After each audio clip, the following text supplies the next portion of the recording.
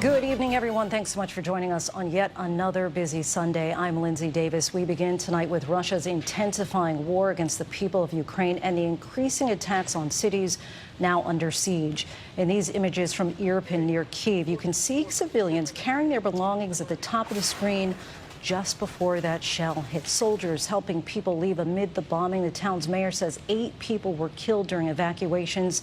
Secretary Blinken in Moldova today saying the U.S. has seen credible reports of attacks on civilians that would constitute war crimes. For a second straight day, a brokered ceasefire that was supposed to allow civilians to leave the battered city of Mariupol was broken by Russian shelling. Empty buses awaiting passengers who were unable to board for a ride out of the war zone. Russian forces targeting key infrastructure as well. Firefighters battling raging fires at this airport in central Ukraine. And tonight, a U.S. senior defense official tells ABC News they believe at least 95% of the forces that Russia had massed at the Ukraine border have now entered the country. We have team coverage once again tonight. ABC's chief national correspondent Matt Gutman leads us off from Lviv. This is Ukraine tonight. Watch that man on the street, and at the top of your screen, those civilians trying to escape.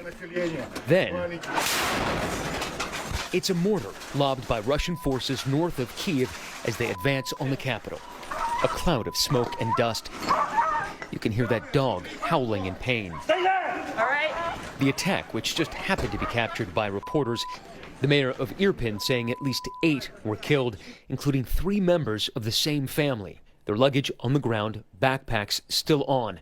Only the father reportedly had a pulse. It's the same area where thousands are fleeing the fighting. Hundreds pinned down at this destroyed bridge, waiting for a chance to run. The U.S. tonight saying there are very credible reports of deliberate attacks on civilians by Russia. A war crime. Families darting through the smoke-filled streets, carrying what they can. Soldiers helping lift that stroller and child over that railing, then hurrying to a bus, and they hope to safety. The UN tonight saying 364 civilians have been killed in this war, including 25 children, warning the toll is likely much higher, most of the casualties caused by explosives. And for a second consecutive day, Russia reportedly breaking a ceasefire in Mariupol. The aim was to give residents a chance to evacuate. A convoy of Red Cross buses lined up, still empty. The driver waiting for passengers defiant, saying, "I'm not afraid anymore. There are many of us. We will find a way through." But those civilians in Mariupol never got out. The Russians didn't cease fire.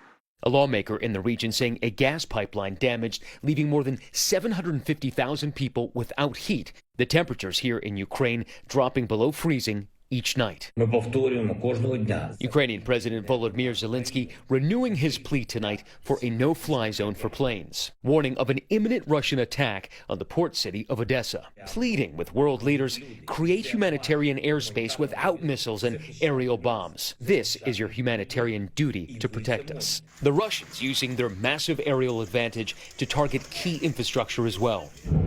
Video circulating on social media and verified by ABC News shows an aerial bombing destroying this airport in Vinnytsia. Firefighters struggling to douse jet fuel tankers, shooting flames into the air. Part of the terminal crumpled on its side.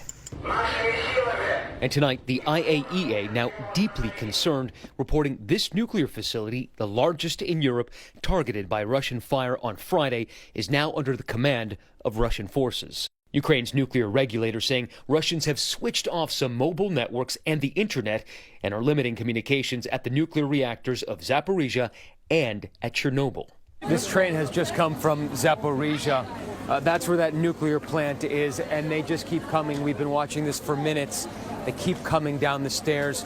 Mothers with children, everybody clutching the hand of the person who's most important to them. And today, the most vulnerable coming from the besieged city of Kharkiv. Some 30 disabled children in a special train compartment, tenderly handed from one volunteer to another. Dima is one of their caretakers. It was shelling non-stop, air alarm, and it was scary, really scary. There were no gurneys or stretchers, so the precious cargo, 2 children unable to move, was placed on those tarpaulins. They were hand-carried down the platform and across the tracks, down that staircase, through the throng, and to a city bus. Making do with that precious cargo. And let's get right to Matt Gutman in Lviv, Ukraine. And Matt, there's news tonight that the U.S. has okayed NATO countries to send warplanes into Ukraine.